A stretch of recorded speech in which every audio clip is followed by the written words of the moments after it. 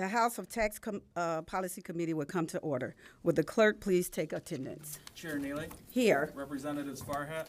Here. Rixey. Carter. Here. Witset. Here. Grant. Here. Price. Here. Van Workum. Here. Markkinen. Here. Outman. Here. Tisdale. Here. Hoadley. Here. Madam Chair, you have a quorum. Thank you.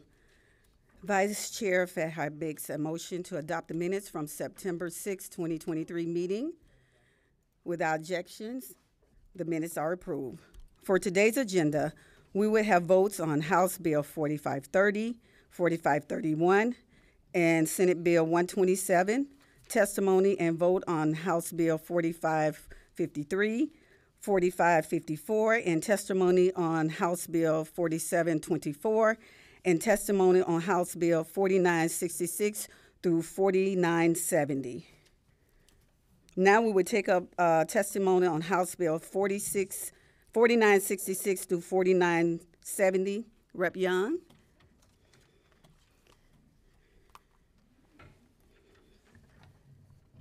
Do you have anyone else joining you, Rep. Young?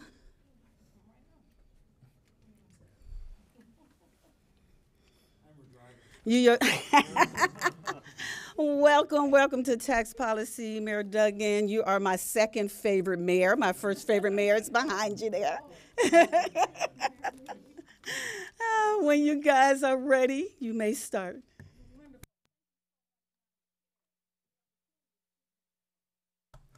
Okay, there it is. Rewind. Thank you so much, Madam Chair, for the opportunity to speak before you and your members here on Tax Policy. You know, I'm a resident of the city of Detroit, and I know firsthand the burden of the high taxes that we pay in our city. And unfortunately, there really hadn't been any relief in sight. That is until now. That is until the Land Tax Equity Act.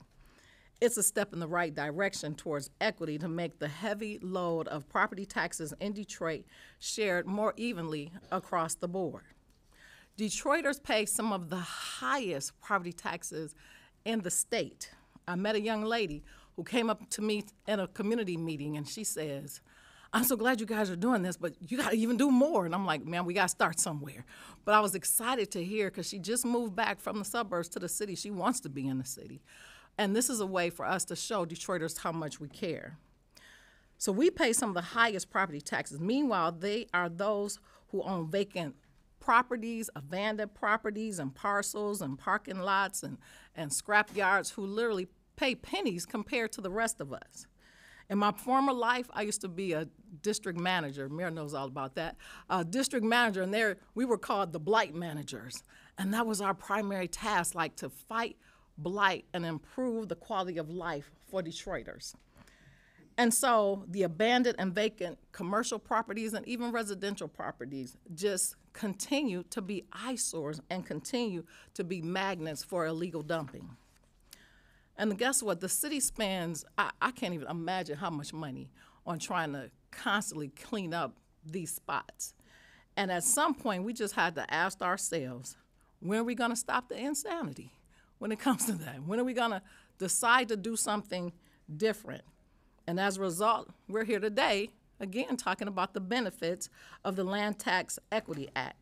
It's just one tool to help us stop the insanity by requiring property owners of blighted vacant land to pay their fair share and to be incentivized to actually put their property into productive use once and for all and get rid of the blight. The Land Tax Equity Act, on average, would save Detroit property owners 17% on their 2025 property taxes under this plan.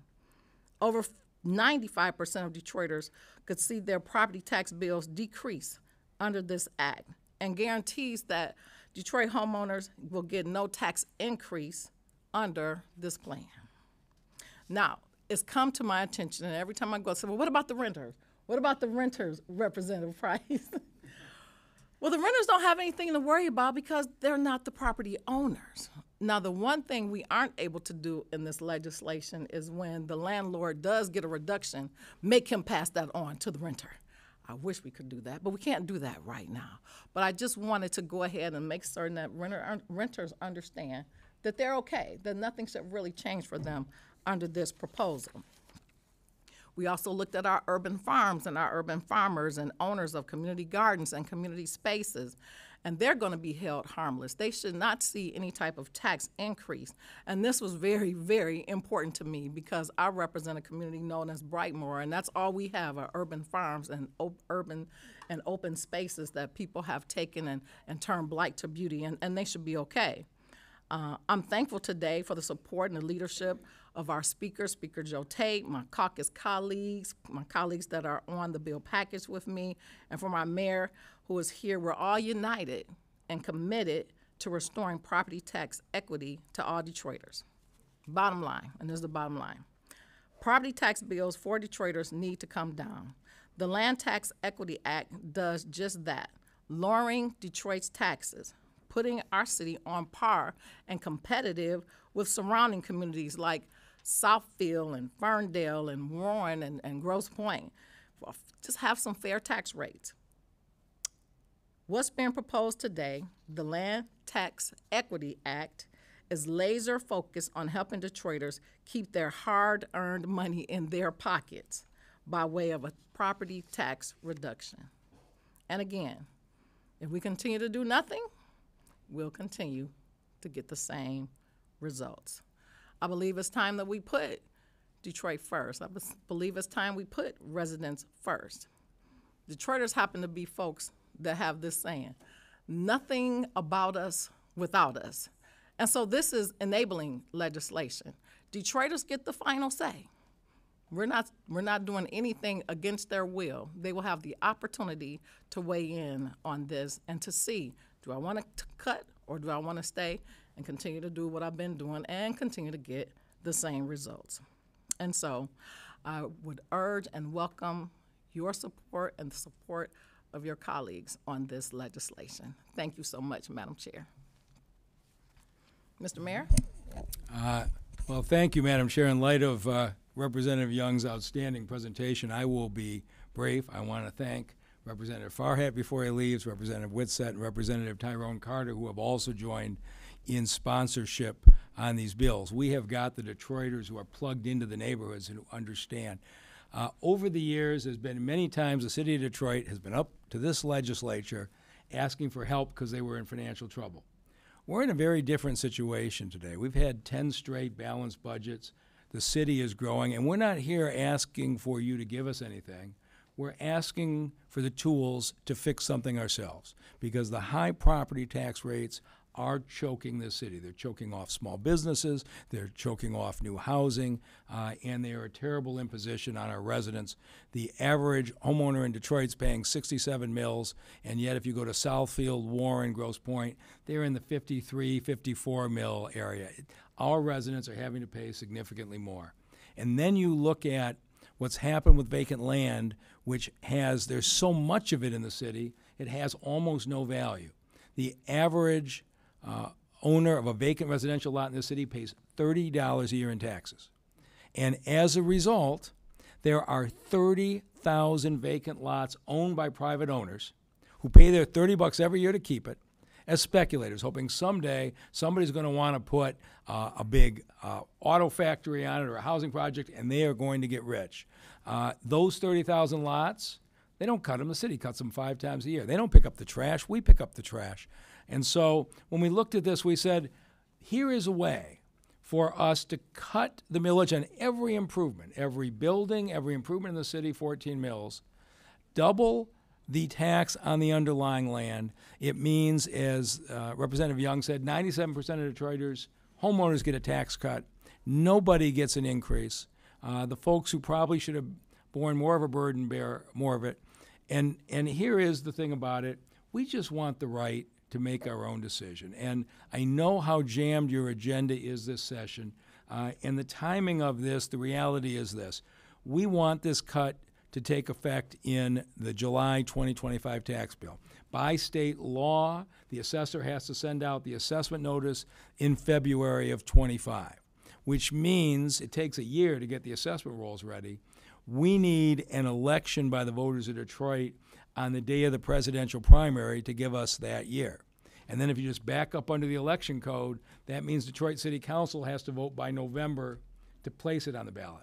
So we have a very short window to get this enabling legislation through. And so, Madam Chair, thank you for your courtesy in giving us the time today, and we hope the legislature, we're prepared to answer any questions one-on-one or in groups, but we hope we can get this support relatively quickly. Thank you. All right, we do have a few questions. Vice Chair Minority Van Workum. Thank you, Madam Chair. I have several questions, if that's okay. First one's kind of just a basic question. How is the millage rate determined on the land value tax? So the 14 mills will come down. Of course, the actual amount is ultimately approved by City Council, and then the Finance Department will calculate the amount of mills that it will require to go on the land, which will be more than a doubling, it'll be close to 100 mills increase on the land. We'll present that to City Council, and City Council will act on that, so they will know. So is that's based on each parcel then, and each project? The City Council is going to weigh in on what the millage rate No, is it'll be a going to flat. It'll be a flat. Today, if you're not on a PRE, the millage rate for land in the city is 85 mills. It'll go up to probably 190 something, but it'll be uniform. The uniformity clause says all land is taxed exactly the same. So when you do that, your average vacant lot goes from 30 to 60 bucks. It sounds like a lot of mills, but there's so little value on the land, it comes out to a small amount of money. But it'll be uniform on everybody. But so the assessors, are they still involved in the process, or is this all going to be determined by the council? No. So the council, just as they do today, decides the amount of the bills. The assessor determines the value of the land. That doesn't change. Nothing about the assessment process changes. It's just the amount of mills. Instead of having 20 mills levied on the building, it'll be 6. And instead of having 85 mills levied on the land, it'll be 190. But today, the assessor is valuing the two. So with that process, and I don't see this in the legislation, if the voters do not like this, is there a way in this legislation that they can cancel this proposal? Now, this works just like any fire millage or road millage in your community. Voters can approve it. Voters can subsequently rescind it. This falls under all the same constitutional provisions where you can't change property tax without the voters doing it. So the voters didn't like it, they could come back and undo it, just as they could with any other millage. And then question about Proposal A. Is there protection? Obviously, there are All the Proposal A proposals protections still apply. because of the limits on 5% Exactly. and the Inflation or everything will apply. 5% will still be in effect on each of them. We don't change Proposal A or any of those constitutional protections at all. Thank you, Madam Chair. Thank you. Next, we will have Rep. Carter. Thank you, Madam Chair, and thank you, Representative Young, Mayor Duggan. I have, first of all, I want to state that I really appreciate that you're planning on holding renter scrap yards, community gardens, and agricultural land harmless. Really, really appreciate that. But my concern is for the current property owners who are delinquent in their taxes or either struggling to upkeep their property. What will happen with them? Will their property be affected by this equity? So the only thing that will happen is their tax bill will go down. We have in the city of Detroit something called the HOPE exemption, which was authorized by the state legislature.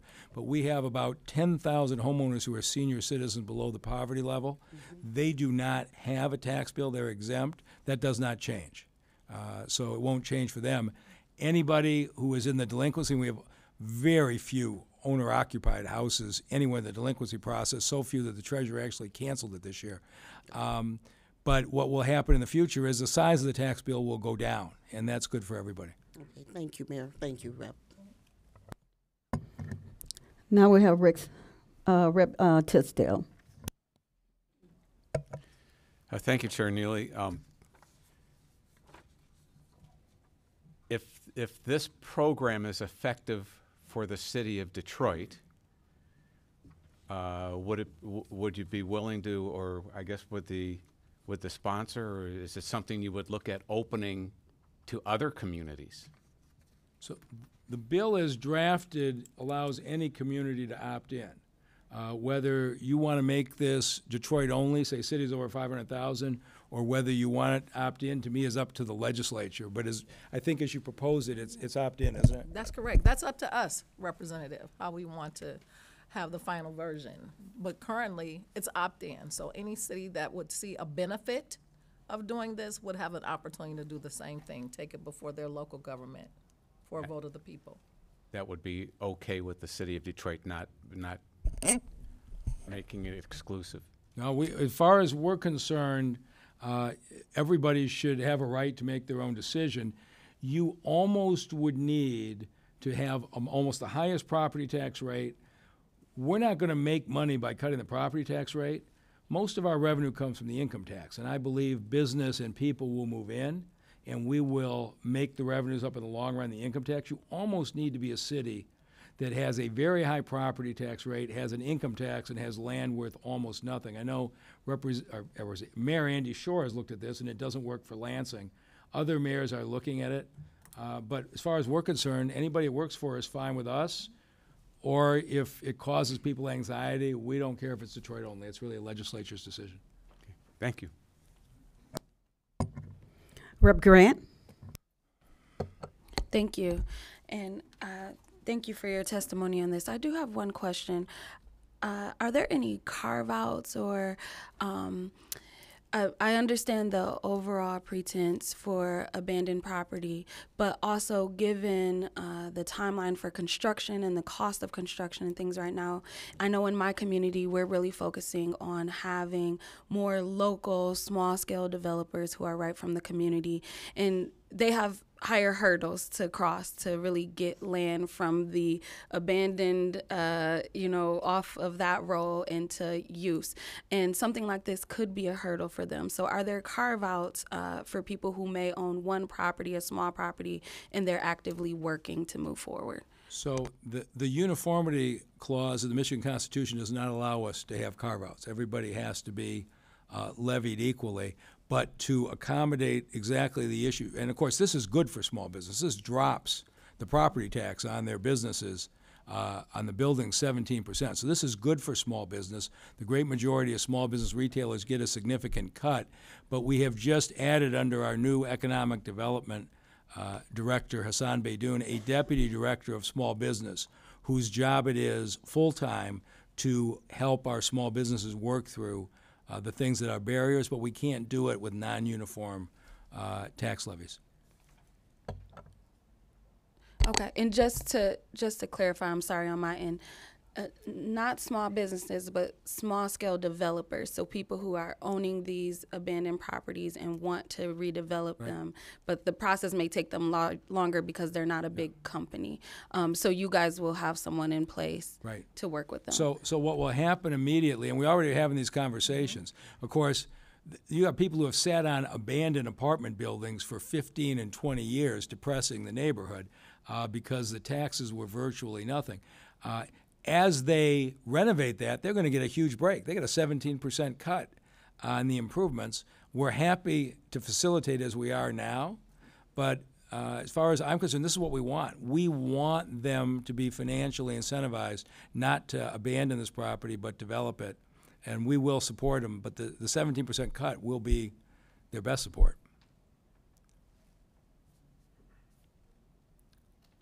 All right. Thank you, Rep. Grant. Now we will have Rep. Britsky. Thank you, Madam Chair, Representative Young, and Mayor, for your testimony. I have a couple of questions, and I'm wondering, I apologize for getting here late, but I'm wondering, are we going to hear from Treasury or any? Not today. Okay. Okay, so I'm wondering about the homeowner who has a vacant lot next to them that they have turned into their yard and that they own, okay, that they own two lots. One has a house and one does not. Would the process of parcel joining ameliorate the excess land tax ramifications. So there's a provision in here that you actually don't have to combine the parcels. So the average homeowner gets a cut of $180 or $190. The side lot, and what the representative's talking about, is that we've had 25,000 residents of our city buy a vacant side lot from the land bank, put a garden in, put a swing set in, the like. They're paying $25. It'll go up to about $50. So if you think about it, you're going to get a $180 cut on your main property and a $25 increase on your side lot. It will be very rare that anybody could have a net tax increase, whether you combine the properties or not. But Representative Young, who sold the side lots in her earlier job, made it a point that we wrote in that there's a protection for anybody who bought up to 4 side lots, that they are guaranteed not to get an increase. We'll give them a credit if they run over. Be very rare for anybody to get an increase because of a side lot, but Representative Young has put that provision in there for the credit. That's very true. That was one of the first things that I talked about. Okay, I'm so sorry that I missed that. No, not here, just in Okay, general, just okay, having the okay. conversations about the legislation, making certain that Detroiters who stepped up, Right. the house got torn down next to it, it became a dumping ground. They said, oh my goodness, what can I do about this? Well, can I buy the lot? Then we start the whole side lot program. Yep. People are buying the lots on the left and the lots on the right and the lots behind them. And the one thing I said, well, how dare we penalize them for doing the right thing? Right. And so we've included that in the bill language to be certain that they're taken care of. Okay, so they don't have to go through and That's right. join their property together. Like I live on a corner, and so I had 1.5 lots when I bought my house, and then there was a vacant lot next door, and I bought 1.5 lots, and I joined them, right? So they can't be developed unless someone comes in and splits them. But you're saying you don't need that. There will be some businesses that will benefit from putting side lots, putting adjoining lots together and unifying them, but for the vast majority of people, And so that will be a way for someone who, that process is still available for anyone who It wanted is. to take There are advantage of it. cases where somebody who's got a grocery store and happened to be parking on a lot next door, Right. Mm-hmm, it may be to their benefit to combine the lots. And so the assessor's prepared to do those kinds of things. But for 95 to 98% of people, That's it not won't be, the issue. it won't be needed. Okay, thank you. My next question is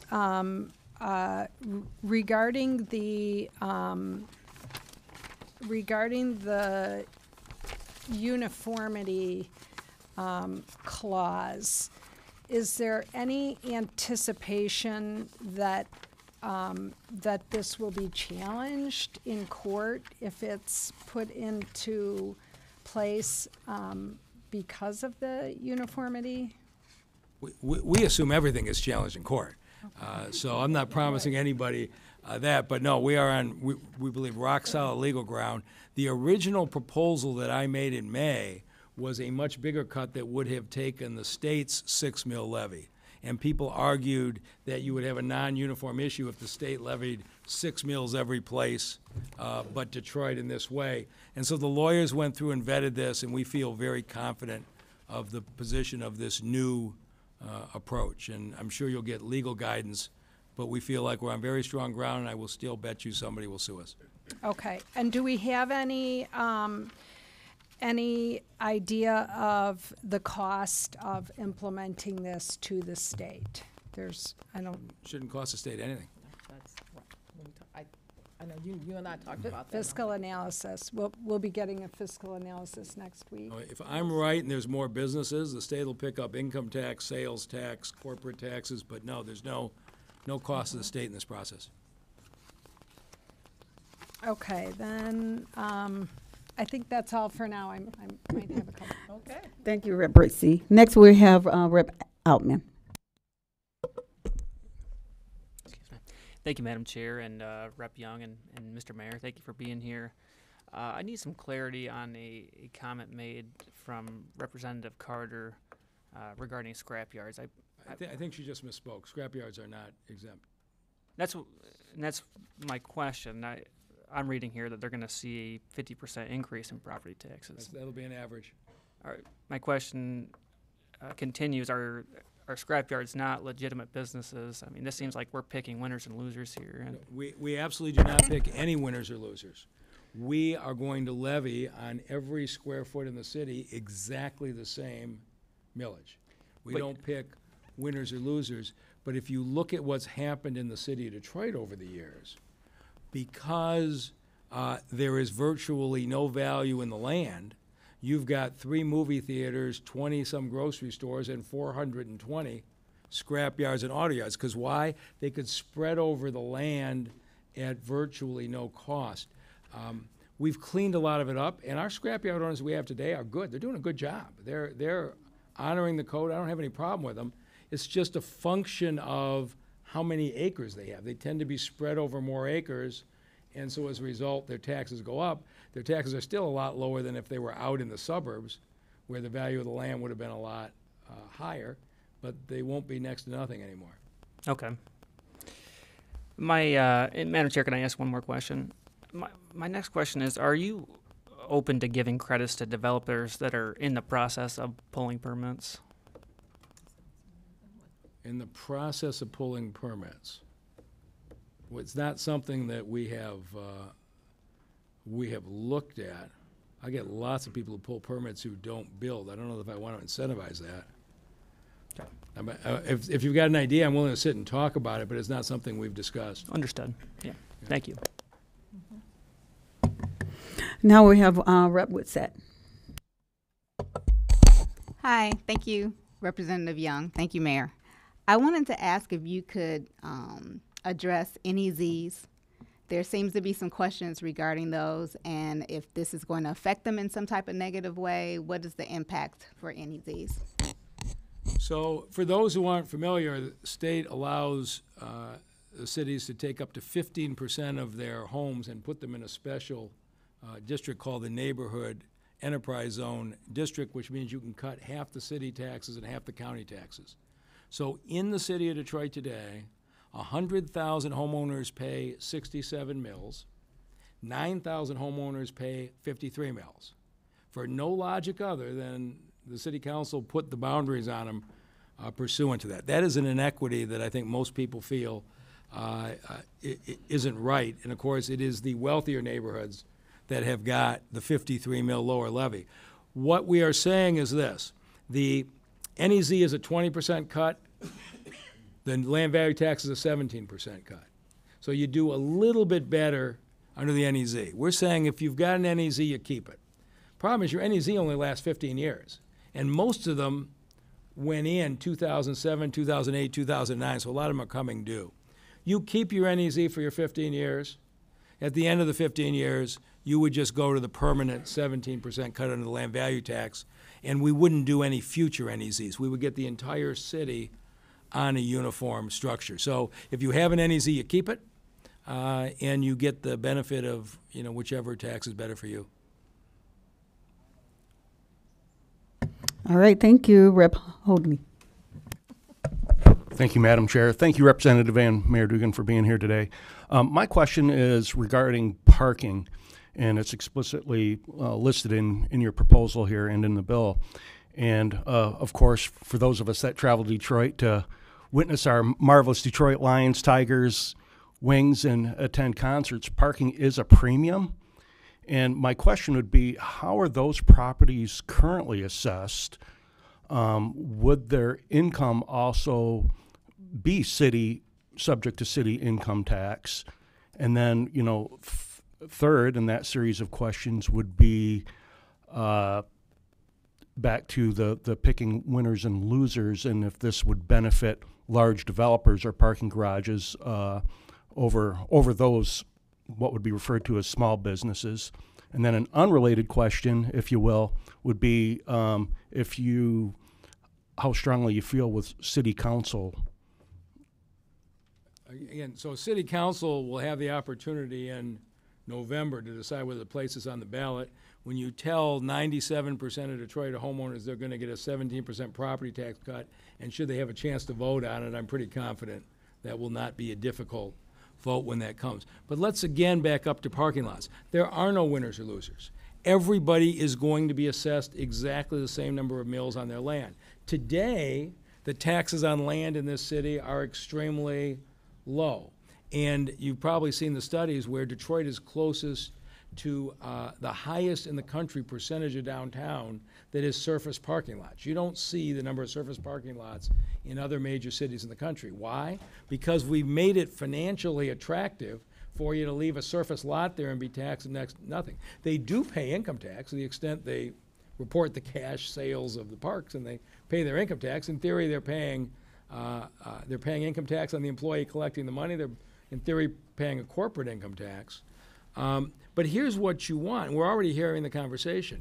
Our two largest individuals who are going to see tax increases are supporting us because they intend to move from surface parking lots to development.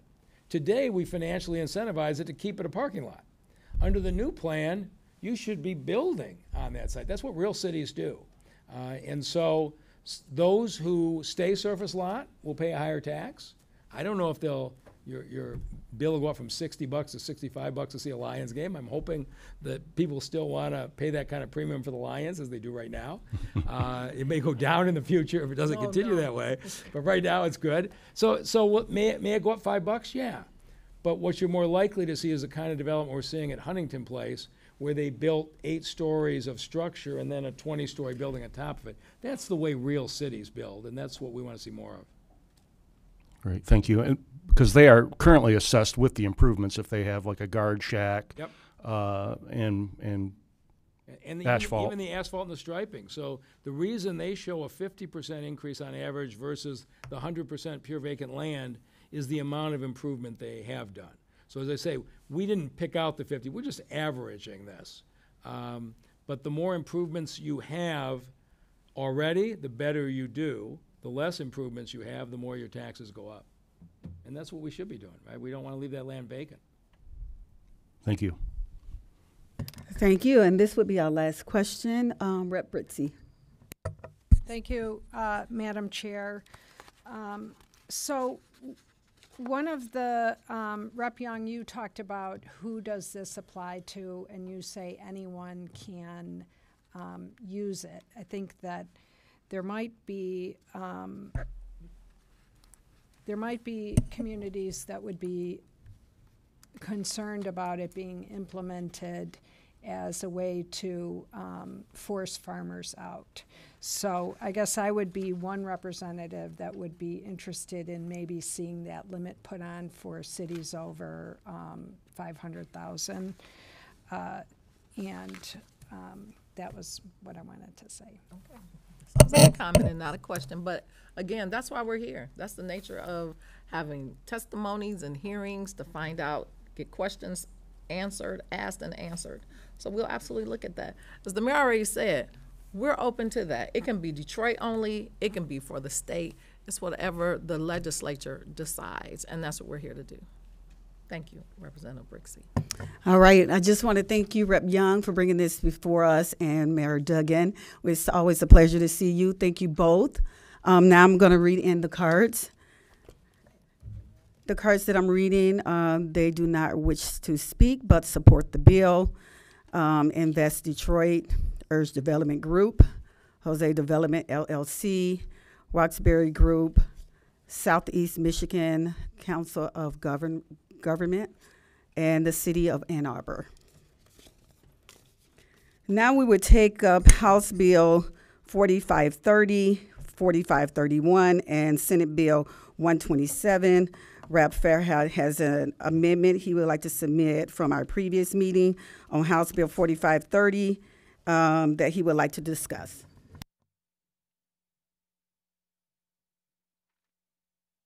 Madam Chair, for my H1 for HB 4530, I actually would like to withdraw that substitute. Rep. Farhat has made a motion to withdraw the amendment to House Bill 4530 without injection. The motion prevails. Rep. Farhat makes a motion to adopt substitute H1 to House Bill 4530. Would you like to speak to that substitute? Yes, Madam Chair, thank you.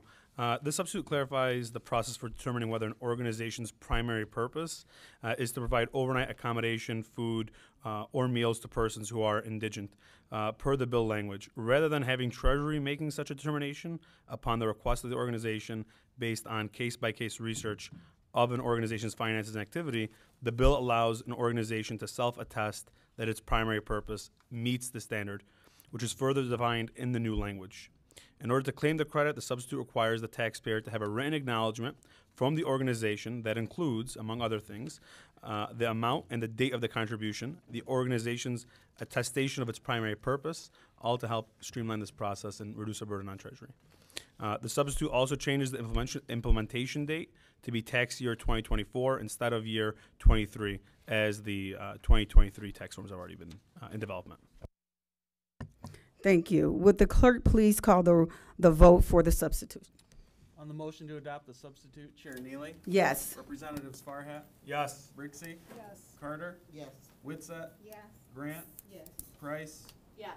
Van Workum? Yes. Markkinen? Yes. Outman? Yes. Tisdale? Yes. Hoadley? Yes. Madam Chair, you have 12 yeas, 0 nays, 0 pass. The substitute is adopted.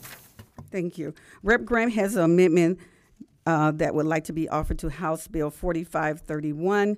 Would you like to speak to your amendment? Yes. I have a substitute change for House Bill 4531. The implementation, it changes the implementation date to be tax year 2024 instead of tax year 2023, as 2023 tax forms are already in development. Would the clerk please call the vote on the adoption of the amendment? On the motion to adopt the amendment, Chair Neely? Yes. Representatives Farhat? Yes. Brixey? Yes. Carter? Yes. Witset? Yes. Grant? Yes. Price? Yes. Van Workum? Yes. Markkinen? Yes. Outman? Yes. Tisdale? Yes. Hoadley? Yes. Madam Chair, you have 12 yeas, 0 nays, 0 pass. The amendment is adopted. Rep. Graham has the amendment that she would like to offer for Senate Bill 127. Would you like to speak to that amendment? Yes, this substitute changes the implementation date to be tax year 2024 instead of tax year 2023, as 2023 tax forms are already in development. Would the clerk please call the vote on the adoption of the amendment? On the motion to adopt the amendment, Chair Neely? Yes.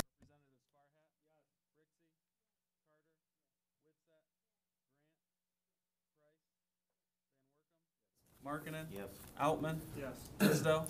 Yes. Hoadley? Yes. Madam Chair, you have 12 yeas, 0 nays, 0 pass. The amendment is adopted. Representative Farhat makes a motion to report 4530 H1. Mr. Clerk, please take the vote. Yes. Representatives Farhat? Yes. Brixey? Yes. Carter? Yes. Witset? Yes. Grant? Yes. Price? Yes. Van Workum? Pass. Markkinen? Pass. Outman? Pass. Tisdale? Pass. Hoadley? Pass. Madam Chair, you have 7 yeas, 0 nays, 5 pass. HB 4530 report recommendation, substitute H1. Rep. Grant makes a motion to report 4531 as an amendment as substitute. Mr. Clerk, please take the vote. On the motion to report, Chair Neely? Yes. Representatives Farhat? Yes. Brixey? Yes. Carter? Yes. Witset? Yes. Grant? Yes. Price? Yes. Van Workum? Pass. Markkinen? Pass. Outman? Pass. Tisdale? Pass. Hoadley? Pass. Madam Chair, you have 7 yeas, 0 nays, 5 pass. HB 4531 is reported as amended as substituted. Representative Grant makes a motion to report Senate Bill 127 and the amendment as substitute. Mr. Clerk, please take the vote. On the motion to report, Chair Neely? Yes. Representatives Farhat? Yes. Brixey? Yes. Carter? Yes. Witset? Yes. Grant? Yes. Price? Yes. Van Workum? Pass. Markkinen? Pass. Outman? Pass. Tisdale? Pass. Hoadley? Pass. Madam Chair, you have 7 yeas, 0 nays, 5 pass. SB 127 is reported as amended as substituted. Thank you. Now we would take up testimony on House Bill 4553, Rep. Fitzgerald, and House Bill 4554, Minster.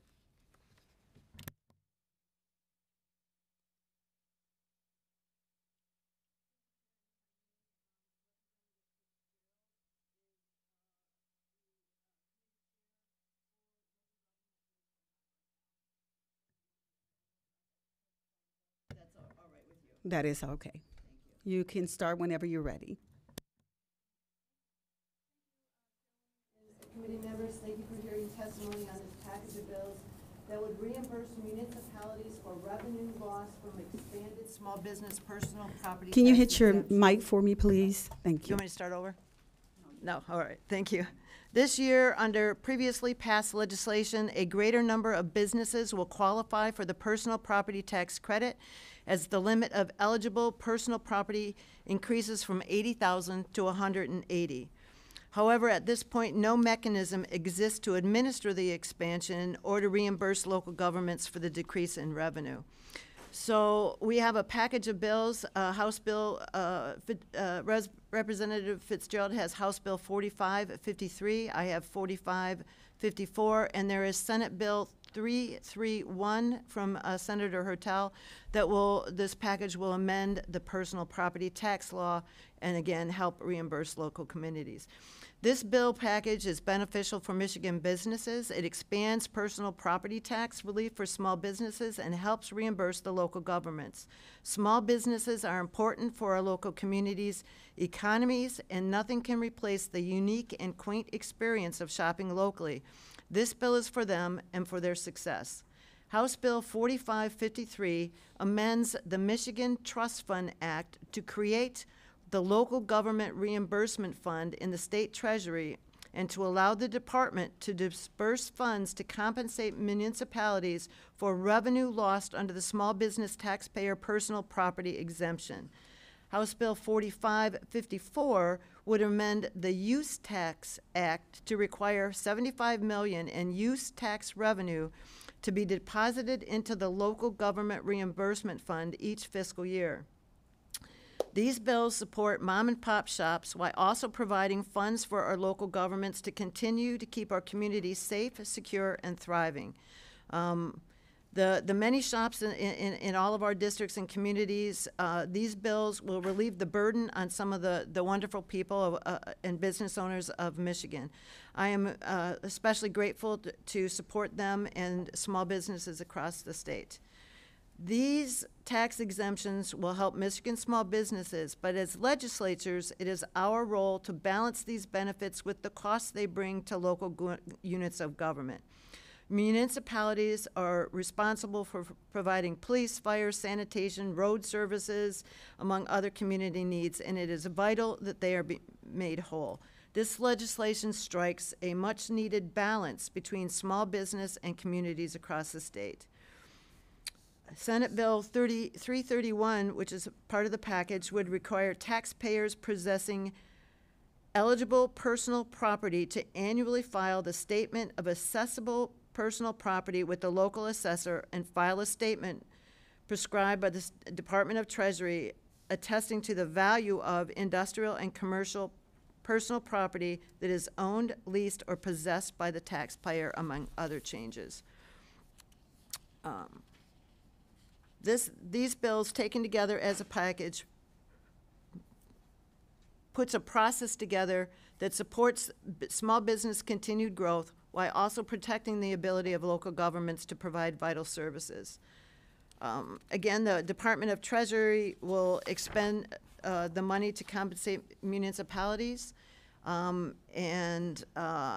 You know, I served as a local elected official for years before coming to the state legislature, and I know the important role that local government plays in our constituents' daily lives. Again, you know, these bills will help keep our communities safe, secure, and thriving. We must set aside these funds so this important service can continue uninterrupted. Thank you very much. We have any questions? Vice Chair Minority Van Werken. Thank you, Madam Chair.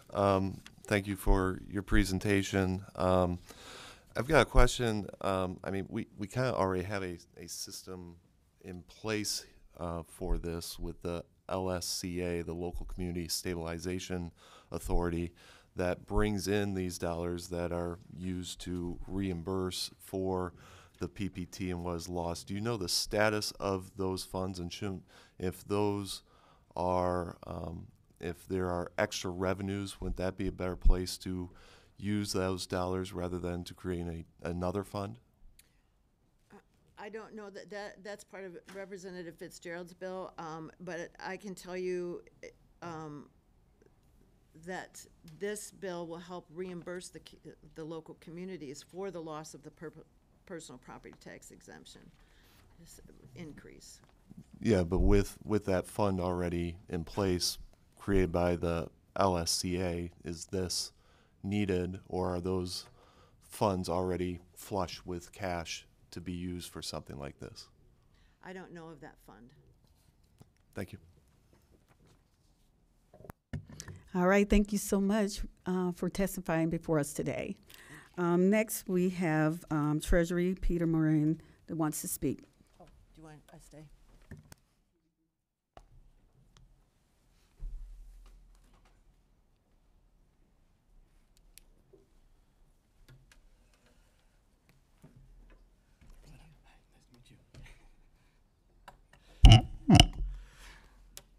Good afternoon. Peter Mormon, Legislative Liaison with the Department of Treasury, here to support this bill package, 4553, 54, and as mentioned, there's Senate Bill 331 in the other chamber to create the system described by Representative Menser, and thanks to Rep.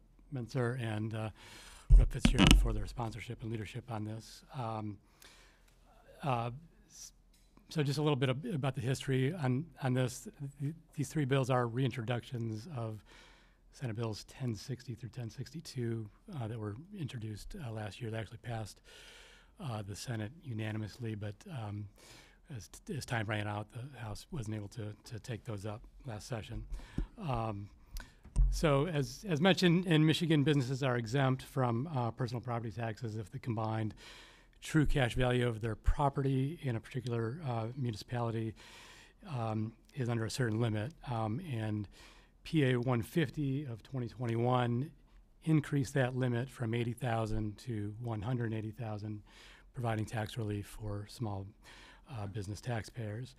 As part of the expansion, the state agreed to cover the loss of the revenue faced by those municipalities, which is estimated to be about $75 million annually. When PA 50 was enacted, it was generally agreed among the stakeholders and the legislators at the time that folks would come together to work together to develop the mechanism to make that work. And this is the package that is the result of that work and those discussions that occurred largely last session. Senate Bill 331, again, not before us immediately, but hopefully will be coming over. That amends the General Property Tax Act and requires businesses to claim the exemption, attest that their property is valued between the previous limit of 80,000 and the expanded limit of 180,000. Tax collecting units must then forward this information by April 1st of each year to the department to be eligible for the reimbursement. House Bill 4553 creates the local government reimbursement fund as explained by Rep. Menser, and 4554 amends the Use Tax Act to earmark the $75 million going forward to pay for the reimbursement.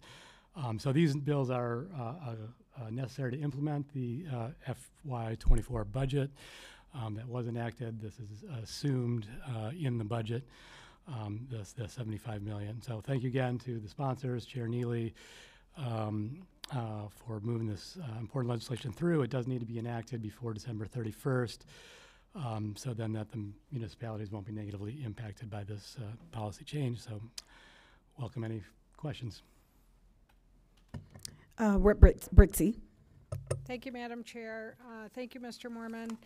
I have a couple questions. One is, will the reimbursement, first of all, thank you to the bill sponsors for stopping the practice of unfunded mandates and changes that occur. So regarding the reimbursement to municipalities, it says that that you apply for any loss of revenue. Is it a loss of revenue on a parcel, or does it have to be an overall loss of revenue?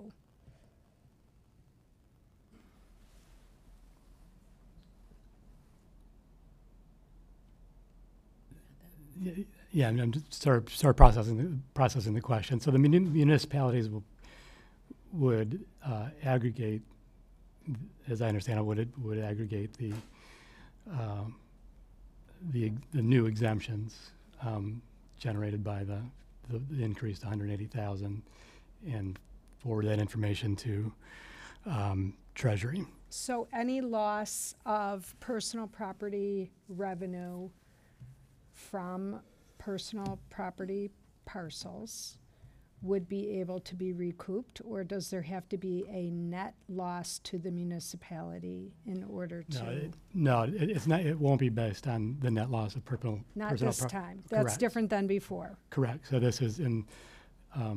It's perhaps real loss, not net loss. That's correct. So this is outside of the LCSA system that was referenced earlier. So right. So it's a one-to-one reimbursement. Thank you. Thank you. I appreciate you guys for coming up. We do also have one more that wants to speak to the bill, Judy Allen.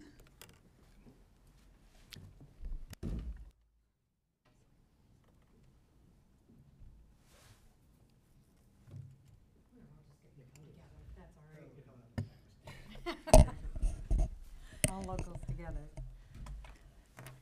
Good afternoon, Madam Chair. Good afternoon. Good afternoon. Thank you very much, committee members, for taking these two bills up. We, on behalf of local governments, totally appreciate it. Again, my name is Judy Allen, Michigan Townships Association. Dina Bosworth, Michigan Association of Counties. And John Lamaki with Michigan Municipal League.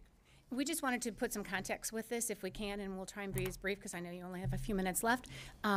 This was part of a package that was done in 2021, and it was an agreement where there was an increase. It was part of the SOAR package and also an increase for small businesses to increase that small property tax exemption.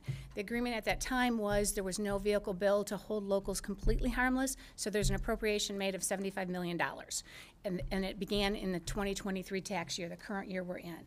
So in answer to your question, I think Peter covered that, but we need a mechanism moving forward. We had it in place, passed the Senate 38-0 in June, and unfortunately, time was not on our side in lame duck in December, and the House was not able to take it up. So reintroduction, kind of a little different this year to have two in one chamber, one in the other, but the other one is being taken up right now in Senate Finance.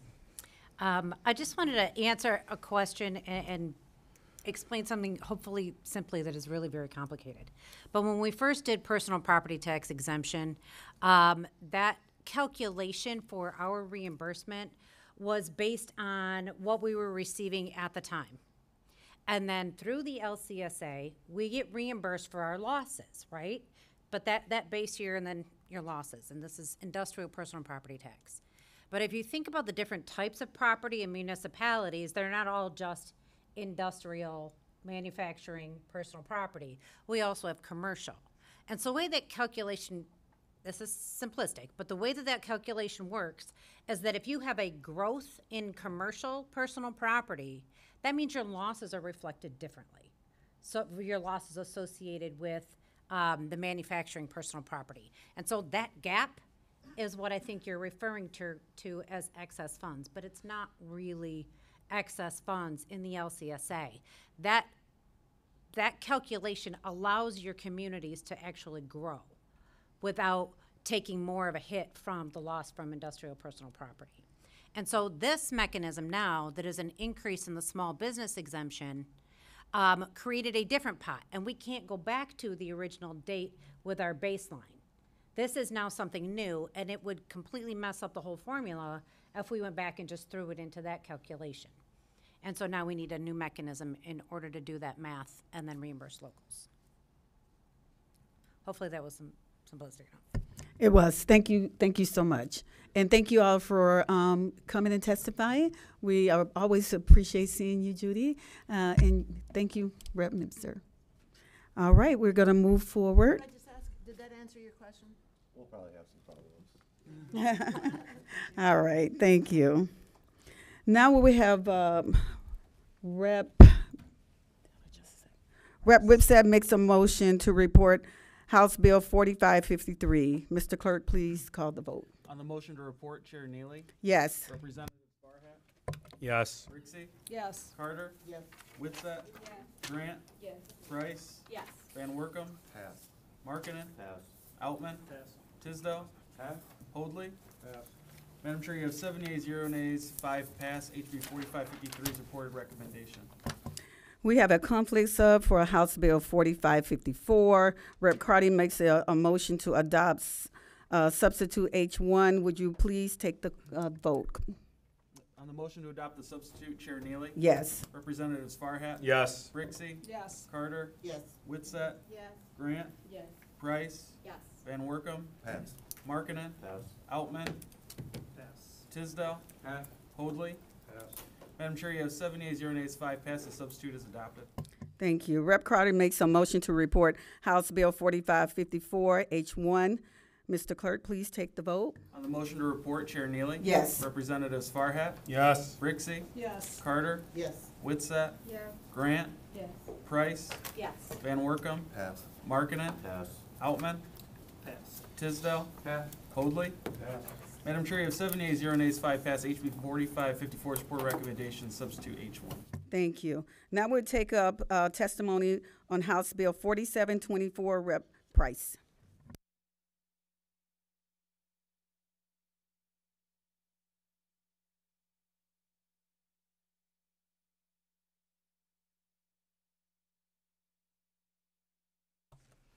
Thank you, Chair Neely. I'm grateful that we're doing this today, and I'll be as brief and quick as I can.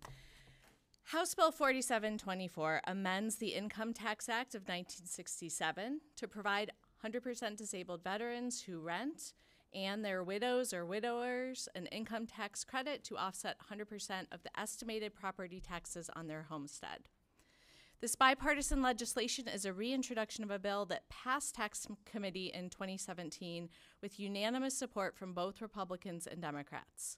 The Military and Veterans Affairs Agency is in support of this legislation. This legislation uses the current method of estimating property taxes that is used to calculate the homestead property tax credit for all taxpayers. The amount of the income tax credit would equal 23% of the estimated rent. For those who qualify and for those who live in a housing development subject to a service charge in lieu of ad valorem taxes under the State Housing Development Authority, the claimant is entitled to 10% of the gross rent paid unless they can prove that their service fee is more than 10%, in which case they could claim the amount in addition. A claimant could not claim more than one credit under Section 522 of the Income Tax Act. According to the House Fiscal Agency analysis, this legislation is estimated to cost just under $20 million. An estimated 8,000 claimants would be eligible. The estimated rent per month is $900. Currently, 100% disabled veterans and their widows or widowers are entitled to a full property tax exemption, but only if they own their own home. The reduced property taxes create a shortfall for already underfunded municipalities like Detroit, which I represent. My legislation pays for this as an income tax credit, reducing the burden on local government. And assuming that a 100% disabled veteran is already receiving a tax fund, this additional credit would be paid strictly out of the general fund, not the school aid fund, as the school aid fund is funded based on gross collections. Our veterans are the very best among us. They have fought for our rights and freedoms, and now it's time to fight for them. 100% disabled veterans incurred their disability in service to our country. It shouldn't matter whether they rent or own a home. I hope you consider supporting this important legislation, and I'm happy to answer any questions. Rep. Outman. Thank you, Madam Chair, and thank you, Rep. Price, for bringing this legislation forward. Now, realizing that my question is probably not pertinent to your bill here, but I want to put on your radar a constituent matter that has been brought to my attention regarding the veteran property tax exemption. So, had a couple of older gals contact me, and her husband had since passed away, but they continued to receive that property tax exemption. Well, they had sold their home to downsize after their husband passed. They no longer need the amount of space that they had previously required. But since they sold their home, they no longer are eligible for that property tax exemption at their new residence. And I was wondering if there was an appetite to potentially correct that. You know, in a lot of instances, these folks are, you know, trying to downsize and would be, you know, paying less property taxes to the state of Michigan. I know this bill wouldn't be, you know, particularly pertinent to this bill, but didn't know if there would be an appetite for, in terms of addressing this issue moving forward. Yeah, I don't think that concern is germane to this bill, but thank you for bringing it to my attention. Sure. Any appetite to address that issue moving forward, separate from this legislation? I think we need to do what we can to support our 100% disabled veterans and their surviving widowers and widows. I do want to also recognize the definition of widow or widower is the unmarried surviving spouse of a veteran or service person who receives a widow or widower's pension from the United States Department of Veterans Affairs. This includes the unmarried spouse of a person who previously qualified as a claimant. So my bill is using that definition as provided, and under that definition, yes, we need to support both the veterans and their widows or widowers in all the ways that we can. Yes. Okay, well, thank you, Rep. Price. We really appreciate you what you're testifying today. We do show that you have an amendment you would like to offer for House Bill 4724. Would you like to speak to your amendment? Yes, thank you for the opportunity to do that. This amendment simply strikes the language that states that the credit is not to exceed 100% of the property taxes on the homestead for the tax year. The bill currently limits the credit to 100% of the property taxes on the homestead for the tax year. A landlord or the local taxing unit would have to provide the property tax information. It may not be claimant specific if the real property is a multi-unit property and taxes are assessed on the entire building. There's a similar provision, it doesn't exist for the homestead property tax credit. So simply striking this language would streamline and simplify the process, make it in line with the other similar bills. Thank you. And I should, this is a technical change requested by Treasury, and Treasury is neutral on the bill. Thank you. Would the clerk please call the vote on the adoption of the amendment? On the motion to adopt the amendment, Chair Neely? Yes. Representatives Farhat? Yeah. Rixey? Yes. Carter? Yes. Witsett? Yeah. Grant? Yes. Price? Yes. Van Workum? Yes. Markkinen? Yes. Outman? Yes. Tisdale? Yes. Hoadley? Yes. Madam Chair, you have 12 yeas, 0 nays, 0 passed. The amendment is adopted. Thank you. I'm just going to read in a few cards. She's already let you know Treasury is neutral. We also have Terry Simbo, Director of the Military Veterans Affairs, is neutral. And also neutral is American League of Department of Michigan. Due to the strength of the time, we would not take up House Bill 4350 nor House Bill 4351 today. There being no other business before this committee, we're seeing that there's no members absent today. So there's been no further business before this committee. The committee stands adjourned.